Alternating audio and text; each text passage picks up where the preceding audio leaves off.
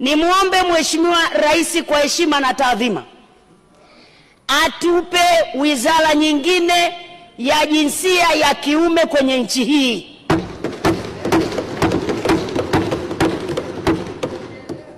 Ama waongeze wanaume, kwa sababu nina sababu 4 za msingi kabisa kwamba namna tunavyokwenda hakuna usawa katika kuzingatia makundi yaliyopo kwenye nchi yetu.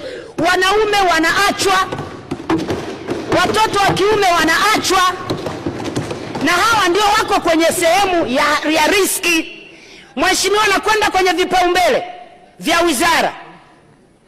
Kipaumbele namba 1 na namba 2, Mheshimiwa Waziri anasoma kwenye taarifa yake: kuratibu afua za kukuza usawa wa kijinsia, uwezeshaji wanawake kiuchumi, wanaume hawamo. Kuratibu utekelezaji wa mpango kazi wa taifa wa kutokomeza ukatili dhidi ya wanawake na watoto, wanaume hawamo. Mtakuwa hiyo ni 2024 bajeti inayoisha, vipaumbele vyake vya 24 25 hivyo hivyo. Katika eneo la kukuza usawa wa kijinsia, uwezeshaji wanawake kiuchumi, anawatengea bilioni 3.2 wanawake, wanaume hawamo.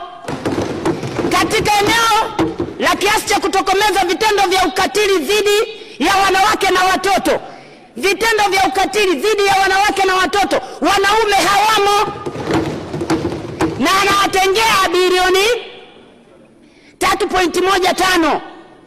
Katika utekelezaji wa majukumu ya wizara, fungu namba 53, pamoja na mambo yote waliotekeleza, anasema ni kuratibu utekelezaji wenye ufanisi wa mashirika yasiyo ya kiserikali na kuratibu utekelezaji wa mpango kazi wa taifa wa kutokomeza ukatili dhidi ya wanawake na watoto, wanaume hawamo, vijana wetu hawamo. Ndiyo maana ninaomba leo hapa tupewe wizara ya wanaume. Hatuwezi kupambana na hivi vitendo kwa kwenda wanawake peke yetu au watoto peke yao bila kuwashirikisha baba zao au bila kuwashirikisha ambao pia wao wanahusika katika matendo haya kwa namna moja au nyingine, na wao ni wahanga kwa namna moja au nyingine. Namba 3, utekelezaji wa mpango kazi wa taifa wa kutokomeza ukatili dhidi ya wanawake na watoto.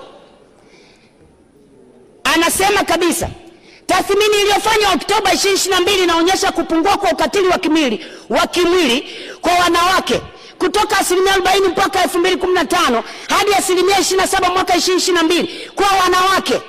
Ukatili wa kingono umepungua kwa wanawake, wanaume hawapo. Wanaume hawafanyiwi ukatili nchi hii, vijana wa kiume